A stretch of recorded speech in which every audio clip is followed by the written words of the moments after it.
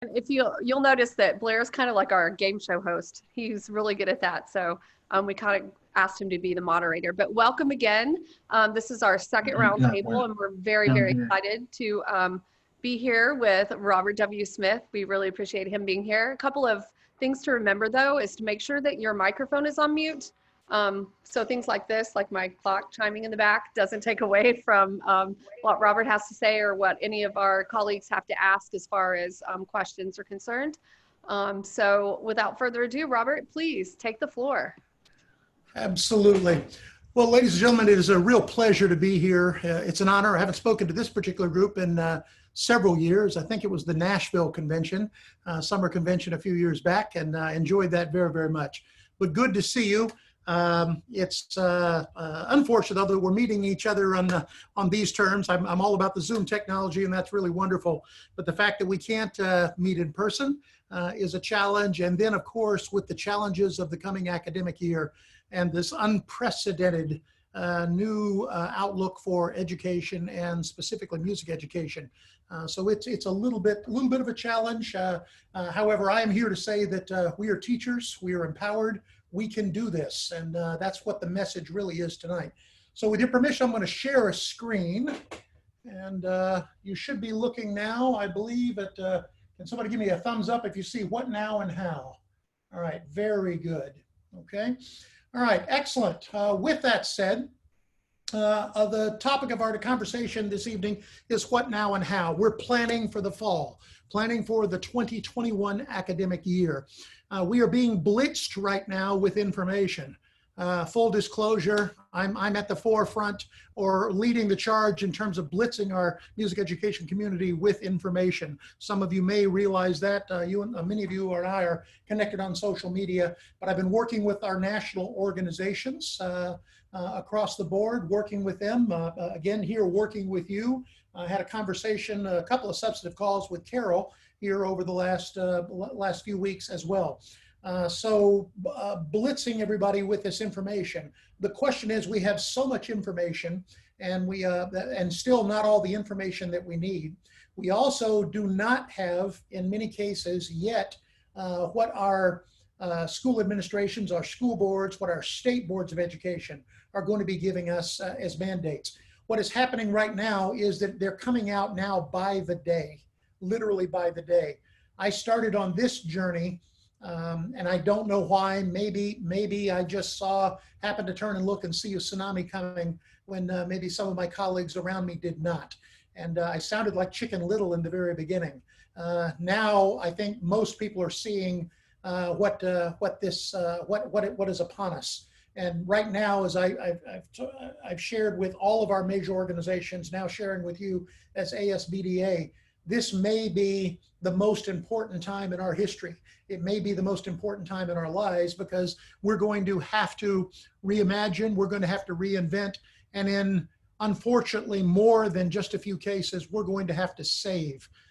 We've already lost some lives. There's been some collateral damage of programs already. And these are not just programs that have been on the fringe. There are programs that are unbelievably strong and substantive. I can cite multiple examples, but let me give you one. In Western Pennsylvania, the Kiski area band program. What an incredible band program. And Scott Coder and all of his colleagues there built this massive band program, and they have been tabled now. That band program does not exist. Speaking with my friend Frank Tikelli, they're making decisions right now at University of Southern California in terms of, are they even going to offer ensembles this fall? And so that's the kind of challenge. I need to make sure that as I go through this discussion, that you understand the perspective that I'm bringing to the table. The perspective is, it is no longer for us to debate on whether or not we need to socially distance. It's here. Okay, the ship has sailed. We have to figure out the how. It's not even for us, in my opinion, to debate what it is we're teaching. We know what it is we're teaching. We've been doing it for a long time. The question is, how are we going to deliver that instruction? And there are some very timely topics that are always ongoing and always important. However, in my opinion, Some of those need to be tabled until we get through this situation that we're in right now, so we can get some solid footing again and then put ourselves on a path forward to success. As I told some groups, and I've met with 3 states, full states this week, as I told them, this is almost like taking a patient into intensive care. We're going to have to do things we never thought possible. And you may be the exception. You and your program may be the exception, and I hope so. But I can promise you, there are people doing things they never thought possible now. And so we've got in intensive care, we're trying to stabilize and we're trying to keep our programs alive so that when the COVID-19 impacted semesters are finished, we can then regroup and build back into a sense of normalcy.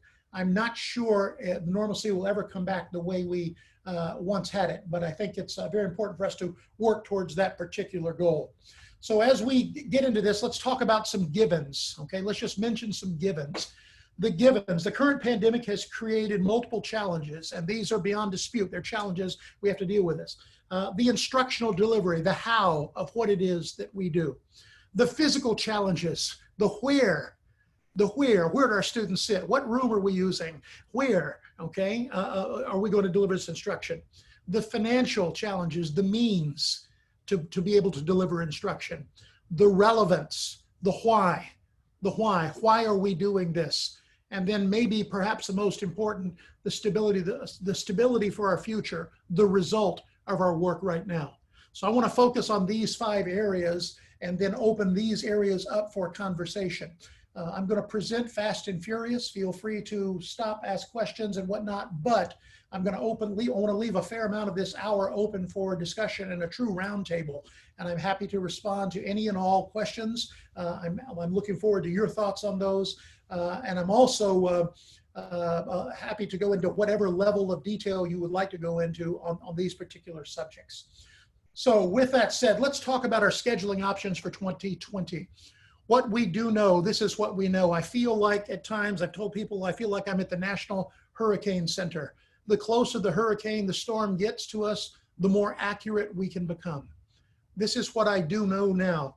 Our instruction is going to be divided up into 3 main categories. We're going to be doing virtual teaching, which is what we have been doing for the last 10 weeks or so. We're going to be doing online teaching. We were asked to totally reinvent education and music education overnight. And in many cases, we met that challenge. I know like me, I put so many more hours in to my teaching day in the virtual environment than I ever did, and I worked hard, but than I ever did teaching live, simply because our students were the focus and their engagement. In fact, I spent more time doing instructionally related activities, trying to keep students engaged, one-on-one discussions with them, with their parents, trying to keep them moving forward. Those of you in a true public school environment know exactly what I'm talking about, trying to keep that student where they actually would show up for that instruction. Virtual teaching is going to be a scenario. It's going to be a scenario. It is a must. And I need to point out, it is a must. What we do know is that laws and mandates are coming down. Every child has the right to an education, and every child and parent is going to have the right not to attend live if they do not feel comfortable and safe. So we as band directors are going to have to make that plan. That child can never feel ostracized. That child can never feel that they don't have a place in our band, but there may be an empty chair and there may be a hole in that marching band field in the drill, and we have to leave it there. That ship has sailed. So virtual instruction is going to be with us. We also know, and it's happening right now in 21 states, the events of the last several weeks, and that includes not only the social issues and protests that are going on, but even just the reopening of America. In 21 states, we're seeing a second spike, and the second spike is maybe bigger than the first. I have been dealing with doctors as well and trying to stay very in tune with what is coming. They're telling me that the second spike may be bigger than the first. What many schools are doing, even if they're looking at live, the moment one child has been diagnosed, they're shutting the school down for a minimum of 2 weeks, which means overnight we may be back in that virtual environment. So the virtual teaching environment is a must. Direct teaching is on the table, and it will happen in many cases. Now that direct teaching live with students being live, it may not be in the exact same form because social distancing is going to be a huge priority. It is a must, and it's not, again, not something we can debate. So many people are, when they're looking, school systems are looking at direct teaching in different scenarios. As an example, they may do an A-B scenario where, for example, you take half of your school and they come from 8 until noon, and the second half of the school goes from 1 to 5. And that way they also alleviate the possibility or need to serve a major meal in that. The student can just bring a snack to eat in the middle of that 4-hour block. That direct teaching A-B scenario is a viable teaching scenario for the total school population, and it will be something that we have to contend with, and also something that we hope that we can be a part of. That's very important. Schools that may have a different facilities type environment, and they may not need to break the school into multiple sections, they may get into a situation where they may have to adjust the changing of classes on a different time. So for example, in a high school, seniors are going to change classes at the top of the hour. Juniors are going to change classes at 15 past the hour. Sophomores will change at half past the hour, et cetera, et cetera.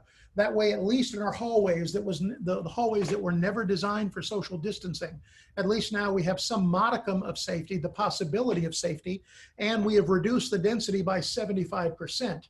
Our challenge as band directors is when you're working with that high school band, there's the real possibility and probability that you've got all 4 of those grade levels in that class at that same time. And so in our scenario, that creates a rolling ingress and egress in our classroom that is going to be very difficult for us to deal with unless we get very creative. I can tell you, I'm going to estimate, I'm going to say 80% chance we're going to be in a hybrid or blended teaching environment. All right, and again, this is the National Hurricane Center.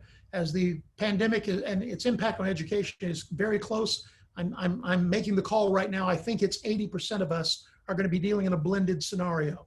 That means that, and what most of this is going to end up being, socially distanced small groups live in the classroom. We may have 8 to 10 students in a classroom. The remainder of our students consuming that class instruction live, but in a virtual environment. They're on the camera and watching us and participating on the camera. The next day, those 8 or 10 students go home and another 8 or 10 come in, and the ones that were there the previous day are watching on the camera and participating in that particular way. The goal is to make sure that every student has live instruction 1 to 2 days a week. So that or variations of that is going to end up being where we are at. And we have some challenges as music teachers and particularly band directors as it relates to how to make that work. Again, I contend most schools are going to be there. All schools will have to contend with virtual. It is the leaving the possibility open for our students to make that choice and parents to make that choice. And the moment there is a case in our school, we will have to make an adjustment, and we will go to a period of quarantine, and virtual will be the norm once again. With that, let's talk about each of those 5, a second of our 5 criteria. Our physical space challenges. I know you've heard all the rhetoric and whatnot, and all the discussion. We are challenged with rehearsal spaces. In a normal world, we're challenged with rehearsal spaces. But what we are right now is challenged with distancing our students. Now, we've been using the CDC 6 feet. I contend I wish they had not said 6 feet. I wish they had said 36 square feet. So every student has got to be in the middle of a 6 by 6 square, or with a 3-foot radius around them in a circle. And so that they can be a total of 6 feet from the person next to them. We still do not know the very specific data as it relates to how much space we need for music instruction. For example, a vocalist uses a lot of air, and it may be more than 6 feet. I contend it probably will be more than 6 feet. We have some studies in from Berlin, even with some video showing that a trumpet player playing in the double register, all that power still cannot move a piece of paper that's 1 foot in front of their bell. They're not moving as much air horizontally as we may have thought. However, our flute players are closer to the category of those vocalists, and literally moving all of that air across that tone hole. So we have got some information. There are two major studies going on right now. Coincidentally, they both happen to be in Colorado. One is associated with our College Band Directors National Association. The other is associated with the National Band Association. One is at Colorado State with the National Band Association. The other one is at University of Colorado at Boulder. We expect the first results to come in July. And there are a lot of us, some of you I'm sure have joined us in terms of funding these studies. And that was really important. Normally, when you have a study, you can't use the results very quickly because you have to replicate the study, as we know, to validate those results.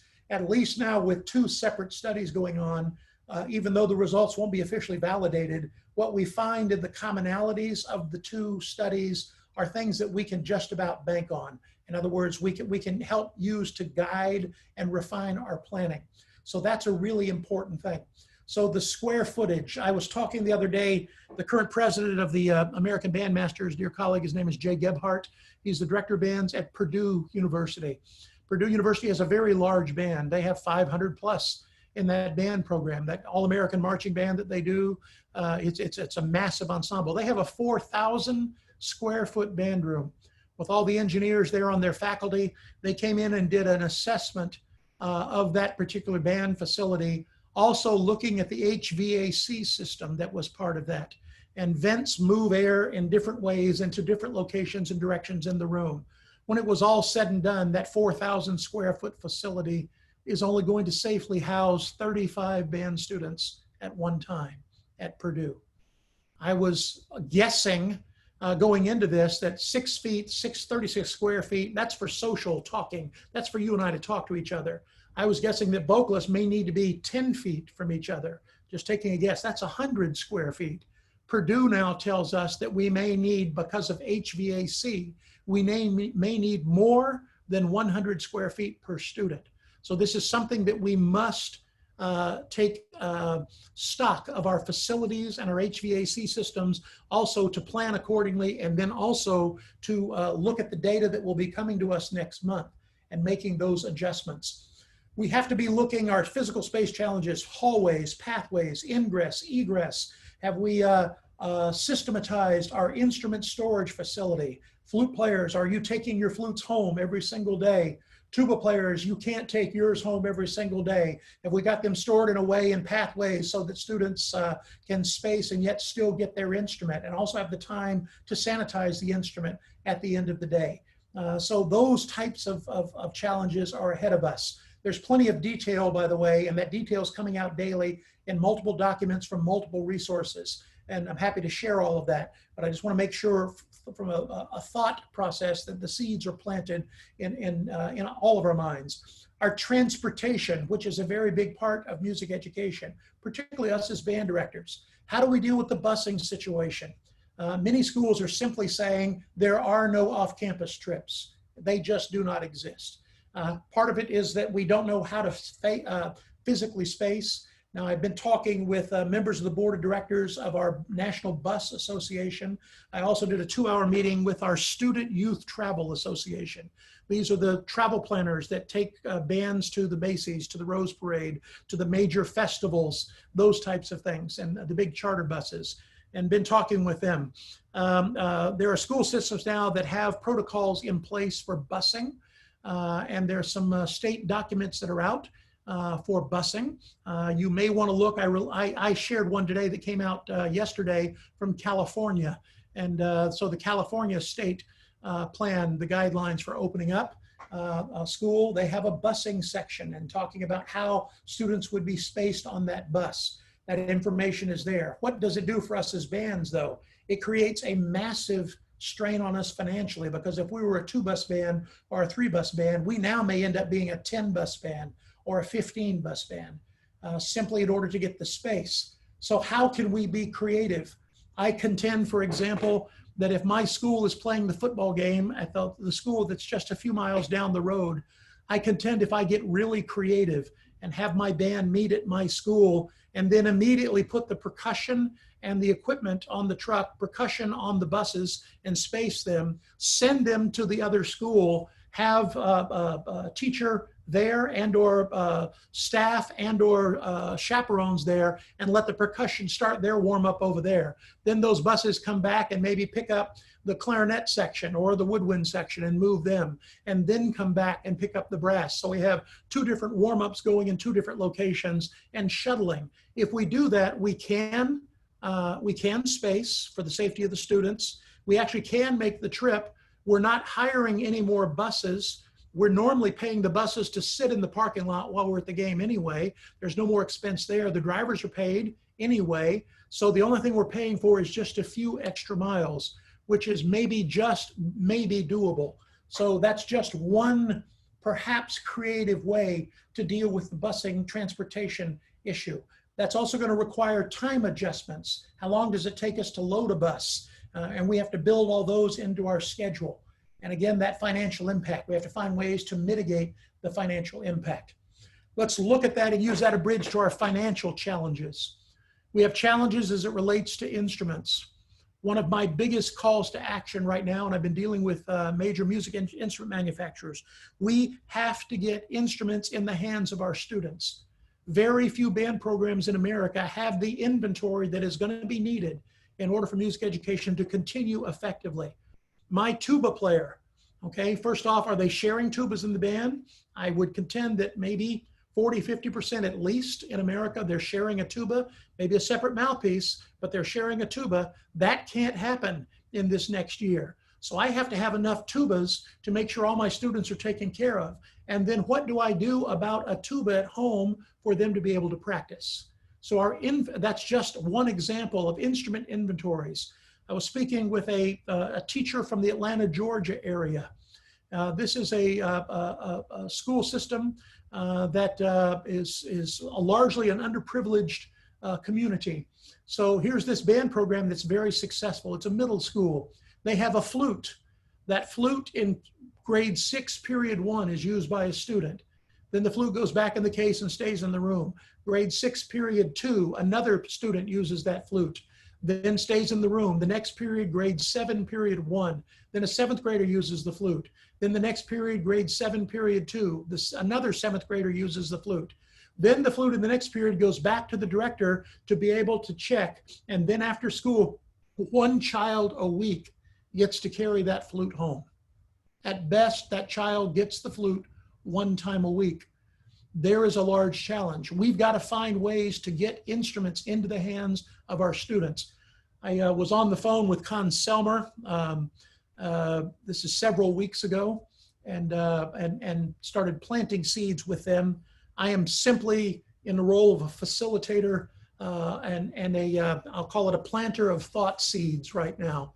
However, I was thrilled yesterday when Con Selmer announced a stimulus package for instruments in schools. If you've not seen that, please look at it.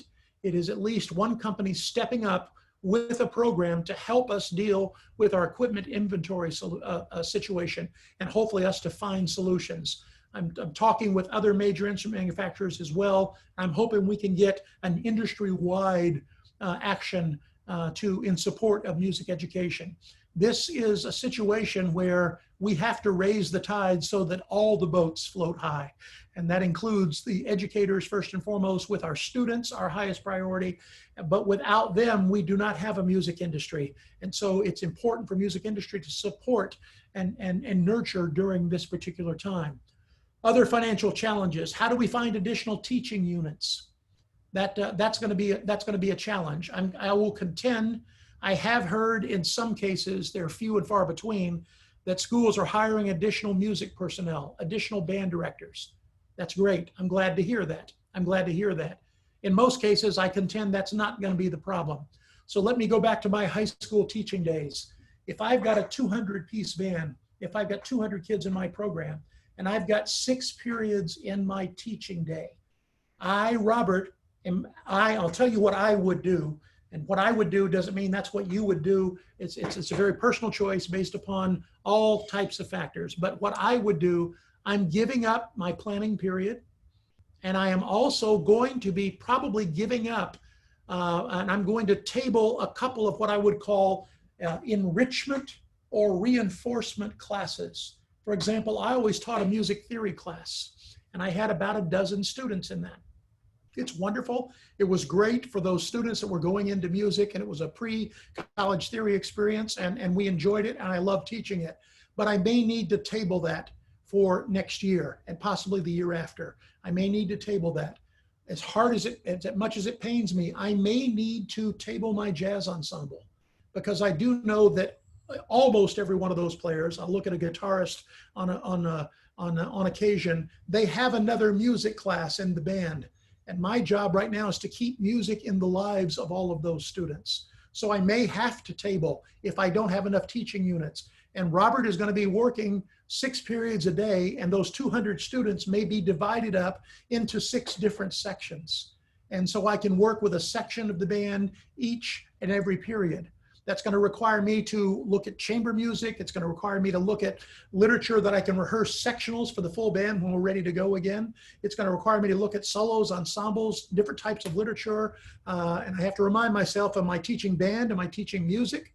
Or am I teaching music through the band? For me, I think it's the latter. So I can work in a number of other ways. And then I'm going to be working then with my administration to find alternative facilities. During the fall, maybe I take them outside 1 day or 2 days a week and finally get one full group rehearsal there. During inclement weather or colder times of the year, it may be I can work out with my administration to get the gymnasium or the large commons area after school so that I can space the entire ensemble and have a rehearsal. But I've got to be creative, and I have to work with my administrators, and I'm going to really hammer that point. Financial challenges regarding transportation, if we have transportation, if it's even a possibility. I've already addressed a little of that. And then we also have to look at the financial challenges of additional technology resources for our virtual and blended instruction. Do we have the right cameras in the classroom? We did when we were at home teaching over the last 10 weeks. They were in our laptops and our computers that the school gave us. But do we have the right camera? Do we have the right cameras? I contend that in that blended environment, I may have a chamber group there. I may have a small wind ensemble that fits in my group. The rest of my band may be attending virtually and on a camera. Can they see me conduct? Can they look at my gestures? Do they have the right listening environment? Do they have the right headphones on that gives them a modicum of a balanced, full sonic spectrum sound so that they can hear the ensemble in the room? They can even play along with their mic muted. They can play along, balancing themselves to what they're hearing in their headphones, and then watch me and go with my gestures, and then hear my instruction to the students that are in the room. Hey, we didn't quite hold that together. I want to take that a little more. We need more out of that crescendo. Do we have the right equipment to be able to deliver that type of viable, distanced, or blended teaching environment? I tend to think that equipment can be purchased. There's always money for technology, and there are COVID-19 impacted funds, but I contend that we probably need at least 2 cameras in our room, one for the conductor and one for the classroom setting. So we've got to make sure that additional technology resources are going to be in place. That also includes, by the way, our students. I was pleased to post and repost. I've been serving as a consultant over the last probably 6-7 years off and on with Nashville and the Metro Nashville school system. So they had a big Music Makes Us initiative, and they were using me as a resource in terms of technology implementation inside the classroom. Love the folks in Nashville. I was thrilled to find out that yesterday they announced and they're purchasing over 90,000 laptops, Chromebooks, in order to put in every child's hands so they have the right equipment at home. Internet access is yet a different story, and we know the variables there. I'm sure you experienced it just like I did, but at least those students are going to have the equipment. So we're challenged there. All right, relevance. Are we going to be able to perform in whatever scenario for student engagement that they're going to feel great about, that they're going to feel part of that whole? Most of our students come, and it's a social thing for us. They love music, but they come first for the social part of this. And this is where social emotional learning is such an incredibly important concept for us and all of education to not only grasp, but to understand and then to employ in our classroom teaching. So we have to engage our students. We also have to engage our audience, our community. And thus, I think that we have to go in and come up with a plan for those performances that are relevant. In a high school situation, I think the football games are relevant. I believe that that's really important to make sure there's some modicum of a band that is going to be there. They may be distanced a bit in the stands. They may not have a show. They may go out and stand in a formation on the field and play music really well. And that's okay for this fall as far as I'm concerned. Okay, and we can rely on auxiliaries for visual, but can we be there with relevance? The moment we are not there, I contend that our bands and our community's mind, we are going to be dispensable. We already see this at the college level. It's very rare now to have two college bands show up at the same game. My daughter was the drum major. She got a degree from the University of Alabama. She was the drum major of the University of Alabama band for 3 years. There was not a game, if you watched Crimson Tide football, and a lot of people do, there wasn't a game that you did not see her on that television. All right. Yet that band in that hallowed hall, they get a maximum of 6 minutes of that 20-minute halftime. And even then, they're having to rush on and off the field because that includes on and off the field. That's it. The rest of it is the sale of ads and marketing, things along those lines. The moment the band is not at our high school football games, we become dispensable. And then the impact on our entire music education program. I tend to think there are a lot of choir teachers, a lot of orchestra teachers who do not understand that maybe a fair amount of their funding is a direct result of the impact the marching band has out on that field, because our community looks at it and says, yeah, that's our music program. And I know you all here know exactly what I'm talking about. Whether we agree with that statement or not, it is what I consider a fact. How else do we stay relevant? Do we do themed concerts this fall? I contend, if I'm a high school band director, if I focus on the football, making sure that I have a presence there, and then if I can find a concert that is themed, I'm going to go to the second bullet, the winter holiday concert. If I look at that in a different way, the chances of doing it live are going to be slim. But even if we can do it live, it's going to be a small, sparse audience because the audience has to be spaced. So we are going to have to, in a perfect world, we want our students to do it live. It could be in the gym, by the way, so that the students can be spaced. And we do it live, but we also stream the live broadcast so that the entire community can take part of this. Then, by the way, what do we do about finding the right way to look at a video broadcast? That's different than a live stream. Video broadcast means that it has been recorded, and this is a different copyright scenario. And we've got to be extremely careful there. It's a different copyright scenario, but if we can get recorded, I can go ahead and have students record solos and duets and trios and quartets and chamber groups, and then maybe 1 or 2 full band kind of performances, edit those together, and then do a beautiful broadcast on YouTube. I will tell you, I'm sure most of you have seen it. You can broadcast now on YouTube, set a release time, date and time, and everybody can log in, and it's just like the premiere of a movie, and it counts down 10, 9, 8, 7, 6, 5, 4, 3, 2, 1. Hello, here is our high school band. And it's really quite exciting to be able to do that. I piloted that with one of my groups at the university. I will tell you, normally we would have 300, 400 at that concert. I ended up with 800 screens at the concert. 800 screens. And in living rooms, we know there's more than one audience member per screen. So it's safe to say we had an audience of over 1,000.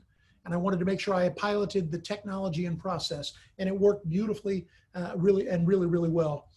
Relevance, I'm going to come back to it, but social emotional learning is not, it's a buzzword that's been coming on for several years. I contend we do it better than anybody, and it may be our card. It may be our reason, our biggest reason to make sure that music and art stays part of our curriculum for those of you who may be experiencing that kind of uncertainty in your school systems. I'll come back to that in just in a moment. And I've extrapolated that and put social emotional marketing. I learned a long time ago that it is not what I actually said to people. It's how they feel, what they thought I said, and how they feel about what I said. They will never remember the words I say. They will only remember how I made them feel. Our students will never remember lessons verbatim, but they will never forget how we make them feel. It's really important to understand that. So social emotional learning, and extrapolate that to our community, but I'm going to put it under outreach, public relations, marketing, should be a vital part of our activities. Finally, in our 5 categories here, stability for the future. I am really concerned at this point. I am very concerned that we're about to have a lost generation. We are not quite sure as a profession how we're going to start beginning band this fall.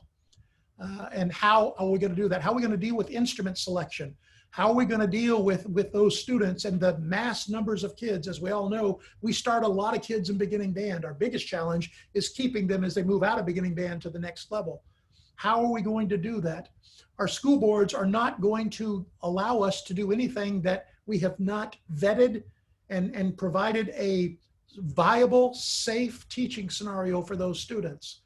If we can't figure that out, there's a strong possibility that we're going to have a lost generation. Beginning band members won't start. And what we also need to recognize and remember that the budgets we're dealing with this fall were decided last fall. The budgets for the next fall, 21-22, are going to be decided this fall in a matter of months. And our school boards are going to have a hard time justifying funding for something that does not exist at that moment. So I contend we are in danger right now. We're weeks away from a danger of a 2-year lost generation. If that happens, in 1 year after that, our middle school bands will be, 1 year after the 2-year lost generation, our middle school bands are going to be 1/3 the size they are now. Our high school bands are going to be 1/2 the size 2 years later. Our college bands are going to be 1/2 the size 2 years after that. And that's only if we can keep all the students that are already engaged. So we have a huge challenge, and the lost generation, in my opinion, is real, and we have to deal with this. We have to provide stability for the future. There was an infographic that came out. I have a dear friend by the name of Bob Morrison, a strong arts advocate. He's on the state board of education for the state of New Jersey. Incredible musician, incredible writer. You may know his work. I'll cite just two of his large actions that have impacted all of our lives. How many of you remember VH1 Save the Music? VH1 Save the Music, that was a Bob Morrison initiative. He ran it, he started it, he ran it for VH1. I know you all probably know Music for All. Bob is the founder of Music for All and chairman of the board emeritus. I urge you to stay connected with him. Follow him on Facebook, okay? And there's lots of information that are coming, particularly from school board perspectives. This is one graphic, and I will send information to Suzanne, to Carol. I'll send information to you, some follow-up files here, including this presentation. I'll send you this presentation so that way you've got all the notes that we talked about. And this graphic is very powerful, and this infographic is also something that makes a beautiful piece to share with your boards of education, to share with your school administrators. What now and how? Let's quickly talk about your actions. What do you do now as directors? What do we do now as teachers? We need to meet with our school administration now. If they think that we are being reactive, the ship has sailed. They should not be, in my opinion, charged with finding the detail-specific teaching adjustments that need to be made in every content area. There's no time for them to do that. We have to be proactive. We need to meet with our administrators now. We have to identify the scheduling scenarios that are currently planned or in consideration. And then we also should volunteer to serve on any school-wide opening committee. We need a seat at the table on behalf of the arts. Second thing we need to do, we need a personal assessment of our individual program. We have to examine and document our current program situation. Measure your band room. How much available teaching space do you have? By the way, the only band director that's been able to answer that for me definitively was Jay Gebhardt at Purdue. And that's because the engineers had come in. Everybody else gives a guesstimate. Until we know exactly the square footage, when the final distancing information comes to us, we're not going to know how many students we can schedule. We need to examine our teaching space. We need to examine our equipment inventory as it relates to our students. We have to now plan our scheduling scenarios for everything currently in discussion. I will tell you, I'm a bit dismayed. I'm being perfectly honest. There are teachers that I've talked to that say, well, I'm just going to wait. I don't want to go to all that extra work. I'm going to wait till they tell me what's coming. Well, I got to tell you, I like to play chess. And if you're a really good chess player, you need to be thinking about the possibilities ahead and know what you're going to do. If this happens, then this is what I do, so that we can move quickly and efficiently on behalf of our programs and most specifically our students. We've got to be good chess players. We have to plan now. And in the best of all scenarios, we do a whole lot of planning, and all of a sudden the virus vaccine is discovered tomorrow, and it all goes away and we go back to normal. Perfect. I'm happy with that. Great. The worst thing that could happen is for us to have mandates to come down and us not be ready. Let me cite one example. I've been working with what they call themselves the I-29 corridor. This is I-29 from the Dakotas all the way down the middle of the country, Iowa, into Missouri. I've been working with them, funneling information and meeting with one of their fine arts supervisor representatives to get information to them. I got an emergency call last week. Robert, we need help. One of our school systems has been told, we thought we had till the end of June to get all our reports and proposals in. She has been given 12 hours, and she has to have this on their desk in 12 hours tomorrow morning. If not, music is going to be cut. So we scheduled I got several, they put together 2 fine arts supervisors. We did a 2-hour Zoom, and then she was working hard. She wrote all night and took all the information that we had talked about, and I funneled as much as I could to her. And she made that presentation the next day.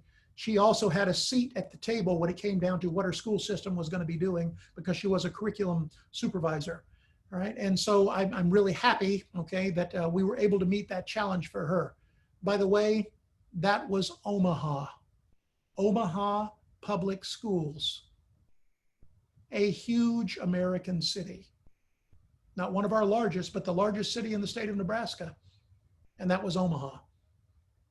And it was a narrow miss, and it came down within hours. So we have to make sure we are planning.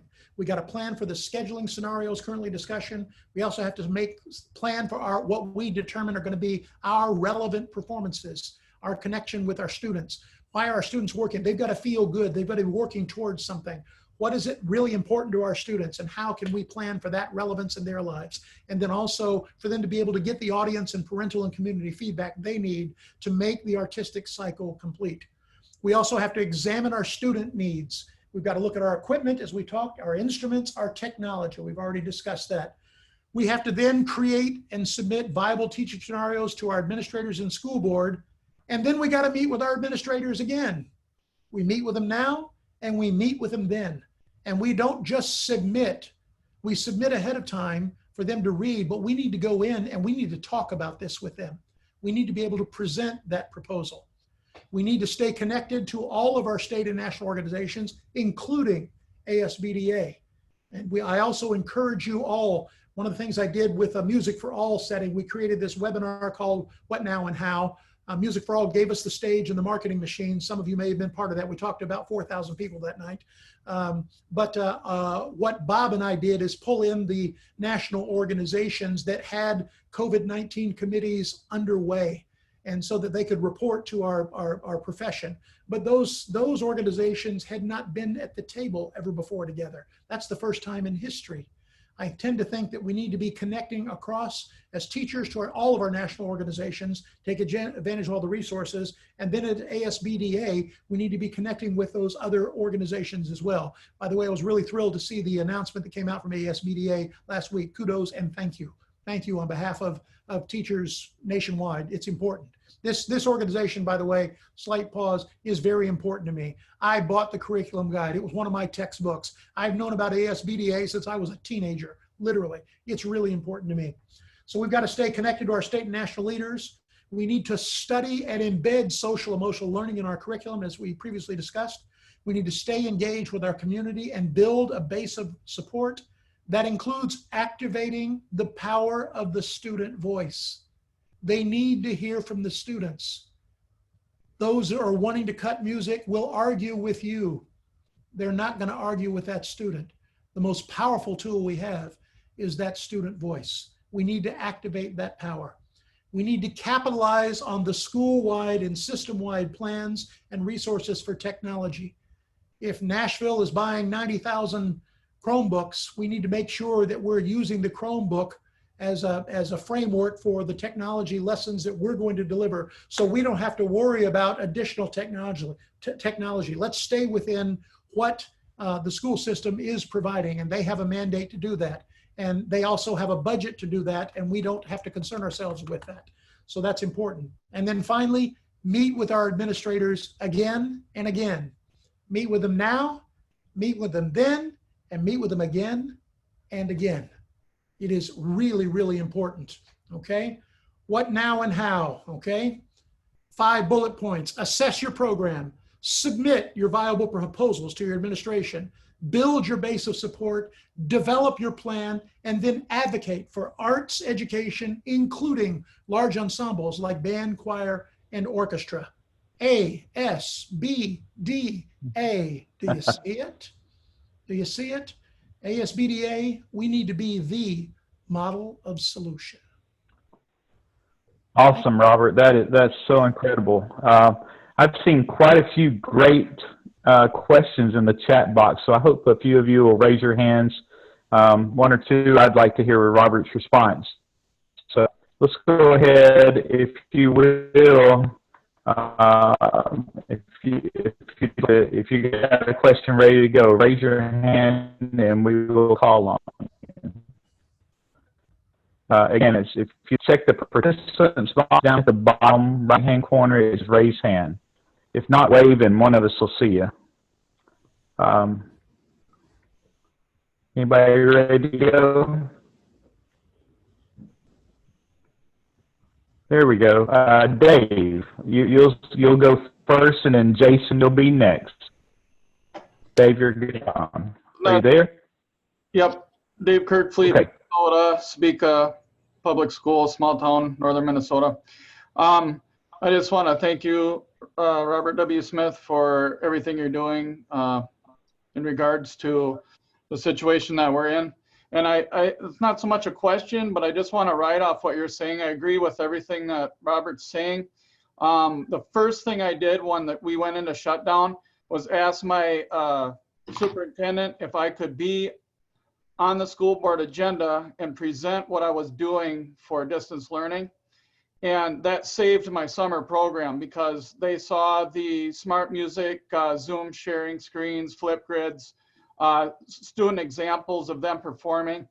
And we're really, I'm convinced we're really in a situation where this is about individual improvement, doing as the best that we can to motivate students on an individual improvement basis with their instruments while we're in a situation where we have to be separated. And then hopefully that growth will pay off when we can resume in a more normal situation. The question is, how long will that be until we can do that? And obviously, I just appreciate the ideas that you're giving us as far as distancing and space and measuring rooms. So one thing I'm doing that might help you out is I have a great tech guy, and I'm having him backfeed my smartboard feed into my office so I can actually run my smartboard through my office window, be separate from the students, have students come in for lessons this summer and be distance, yet still have some of an in-person connection through the glass and run their smart music on the board and work with them and have the instruments, physically show them what's happening. Those are the kinds of thinking out of the box things I think we need to do. Dave, thank you so much for that. Let me just respond. Thank you for doing that.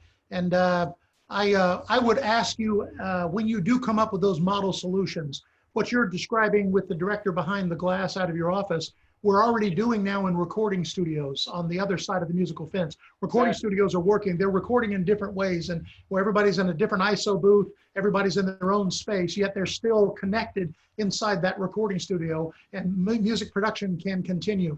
I would request that you video one of those sessions and make that video available so that directors nationwide can show, look, here's an idea, not just plant the seed, but show their administrators, this is a great idea, and this is how it's being done. If you would do that, we would all appreciate it. Will do. All right, Jason, you have a question or a comment? Yes, Robert, thanks for spearheading the HSBDNA report. I wanted to let you know that the Iowa Bandmasters Association is recommending that one to its members as a primary source to go to. You know, there's so much out there, and we're recommending that one as a great distillation of a lot of good suggestions and practice. I'm wondering, how much of a living document do you think that is, or how much, or do you see a revision of that coming down the pike as we start to know more? That's a great question.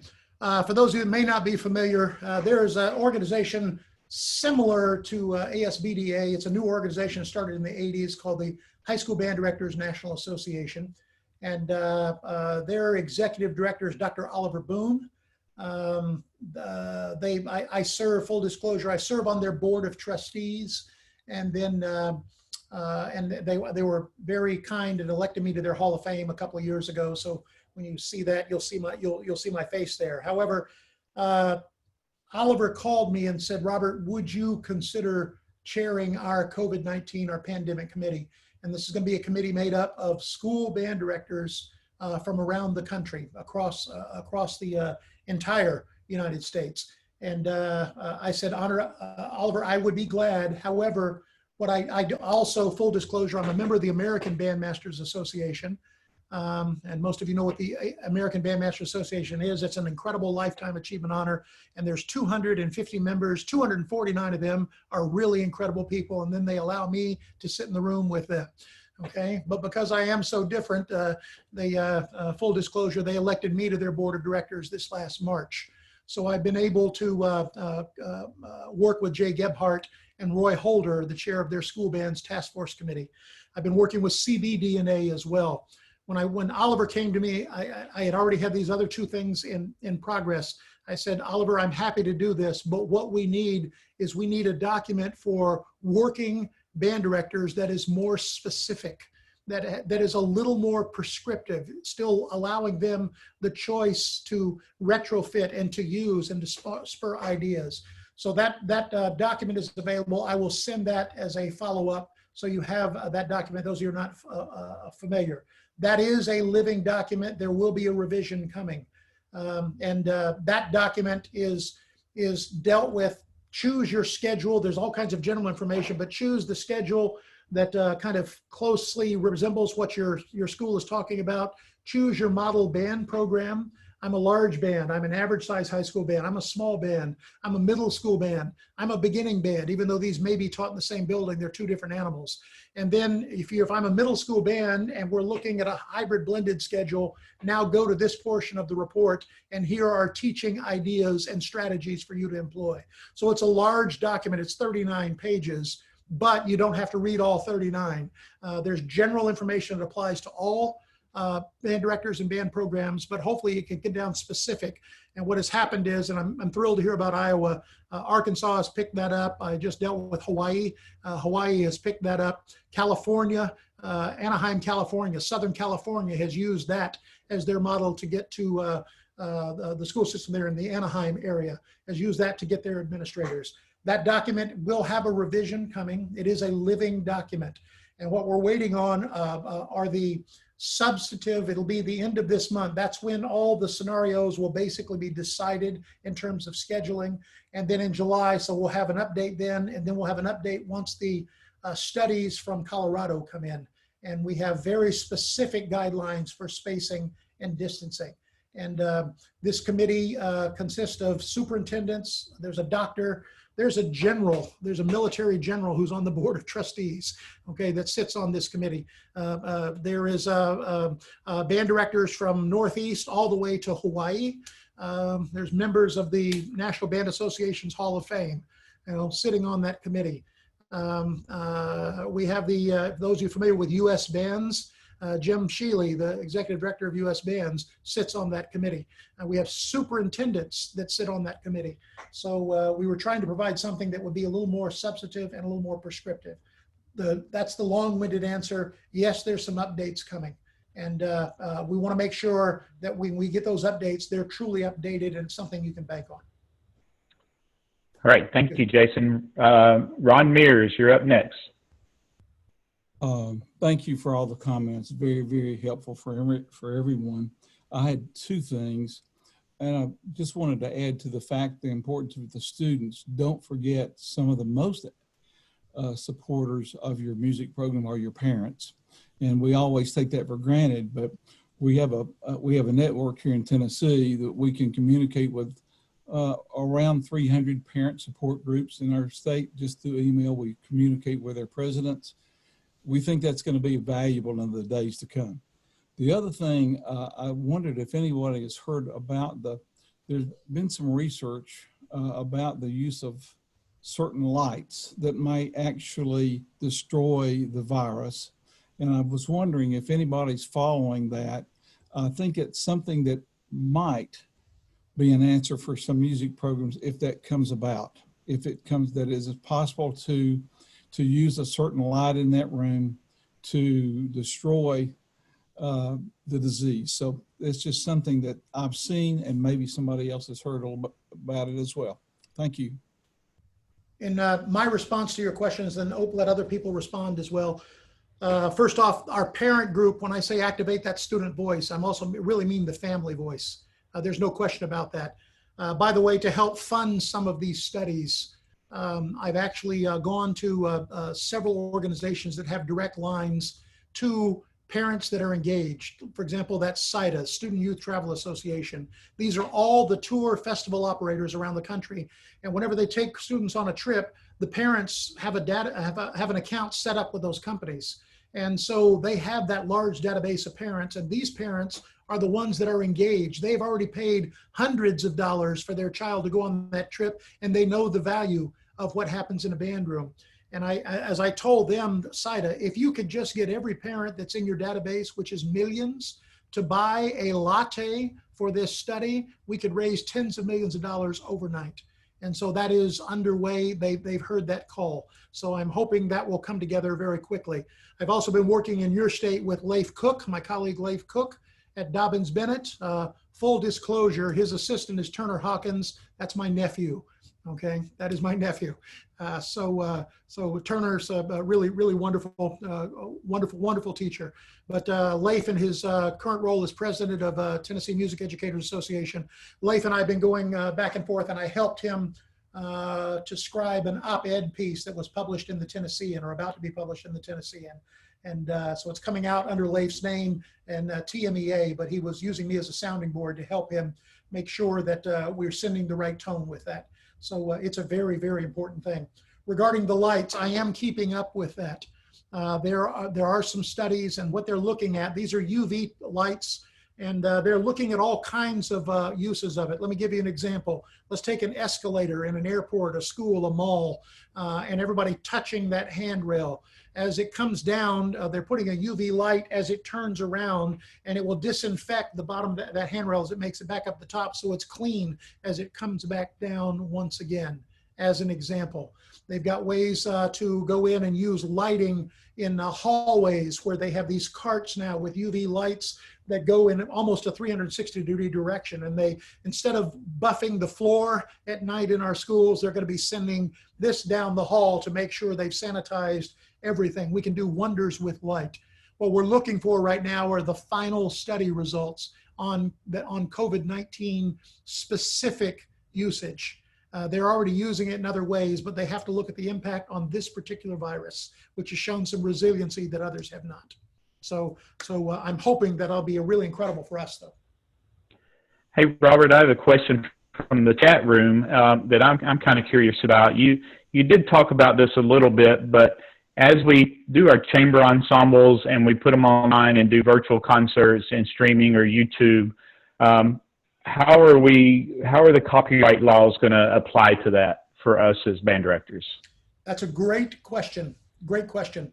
I'm going to send you that high school band director's report, and I would encourage you to go to the next to last page. There's a whole series of links there, and it'll get you to all kinds of organizations. It'll get you to the ABA, the CBDNA, the NBA. It'll get you to studies. There's all kinds of information there. However, one of them gets us to the NFHS.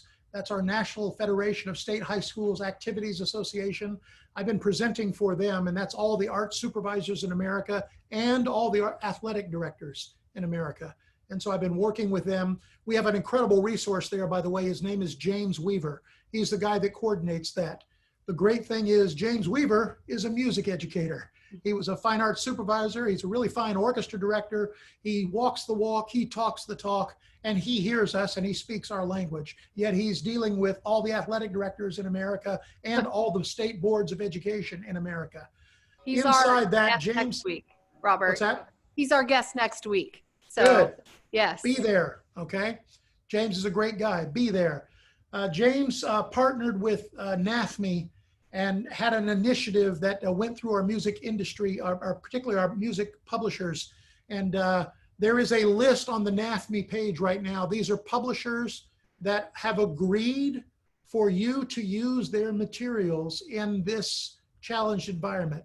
They've agreed, for example, if you will, you can digitize the parts and get them via email distance to your students, as long as it's done in a secure way. That doesn't mean put it on your website for the world to be able to access and download.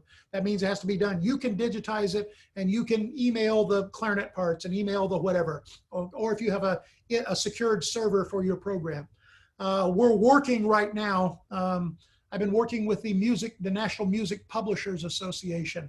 And I've got I had a couple of meetings with them and have some more planned. What I'm looking to do right now is see if we can't get them to agree that the music copyrights to live have to be heard. So during this time, we need to make sure that our school music ensembles can perform these works and have an audience via our digital universe here. And they need to allow that, in my opinion, just like we're allowing the digitization of our parts. By the way, you have to own it to do that legally. You have to own a copy. You have to own a copy. But by owning that copy, then you have the right to copy that and distribute. I do want to point out. Let's be old. I'm old. Some of you may remember a CD. Okay, when you bought that CD, you thought you owned the CD. You really didn't own the CD. You owned a hunk of plastic. And you bought a license to be able to consume that in the privacy of your own home. And that includes your car. During the 1990s, we passed several digital acts, and we can thank, he was a musician, we can thank him, Sonny Bono. And they're called the Sonny Bono Acts. He was a congressman and he was in DC. And the Sonny Bono Acts, what he allowed us to do is that we would then be able to rip from that CD a specific number of digital files, as long as we made copies, as long as we consumed them in the privacy of our own home, the privacy of our own space, that was legal. So we do have precedent. What's happened now with the digitization, if you have a band and you bought a piece of music and then you copy that and share that within the privacy of your organization, then that should be legal now. And during this pandemic, it is legal, but look at that list of publishers. I'm hoping we get the same thing when it comes down to video recordings. Final comment in that area. If I were you, I would check with my school administration to see if you have ASCAP, BMI, and CSAC blanket licenses. This is what every university does. This is what allows our universities to perform music live on our campus. It's what allows them to play recorded audio in our cafeteria or our student commons area. It's what allows them to play it in the stadium or athletic games, pre-recorded music, and the copyrights belong to somebody else. It's a license for us to do that on our property and in the course of our teaching. If that is in place, then you should not have a problem, because we are able to actually stream that live performance. In other words, somebody consuming it virtually from a distance can still watch it, and we can stream that performance. That is different than recording it, having it reside on YouTube, and then having people do it on demand. That's a totally different scenario that requires a synchronization license. So we are halfway there. I hope we'll be completely there by the time the fall hits in terms of YouTube performances and streaming your students' work. Robert, that's great. Thank you for that information. Suzanne, we're past 8. Does anybody else have a question? We might could go just a couple of more minutes. If not, I'll let you take over, Suzanne. Anybody else got 1 or 2 more we could probably fit in?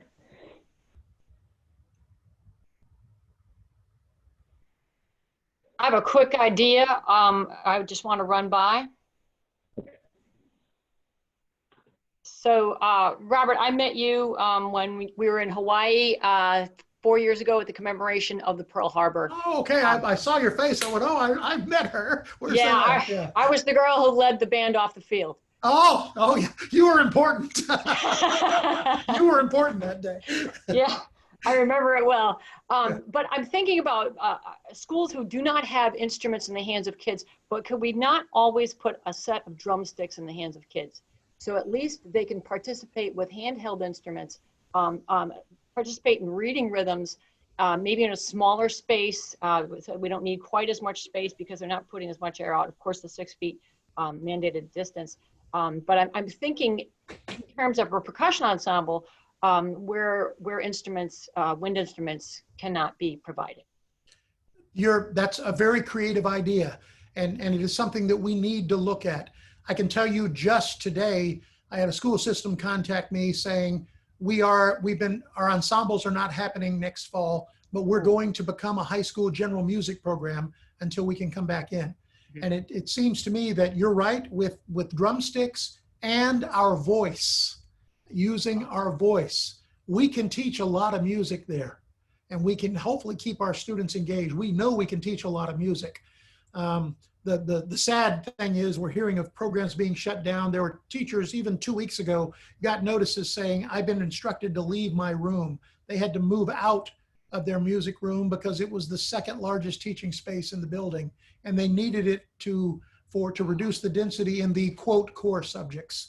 So I think that's a creative way to teach music in this environment. I think it's one that we should employ. I actually use that even in my regular classroom teaching. I have them singing. I have them doing body percussion and rhythms and vocal percussion as well. Okay, and they find it mildly interesting and stay engaged. So I thank you for that idea.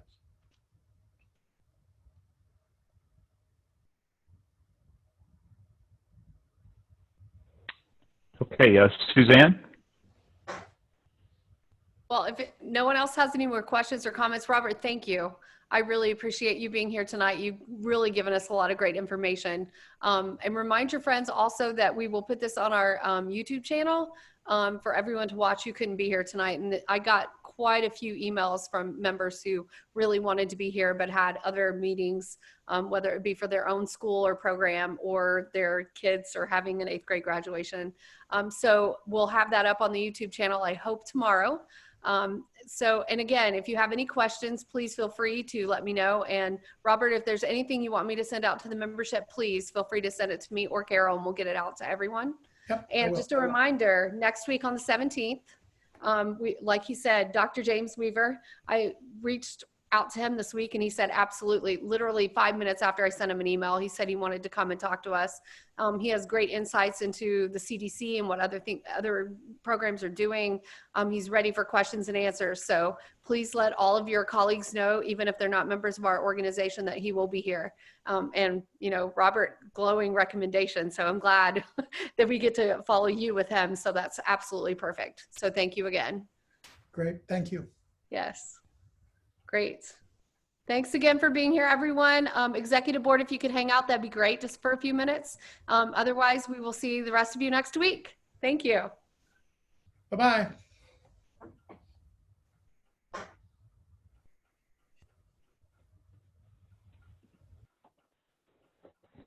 Bye. Thanks for being here.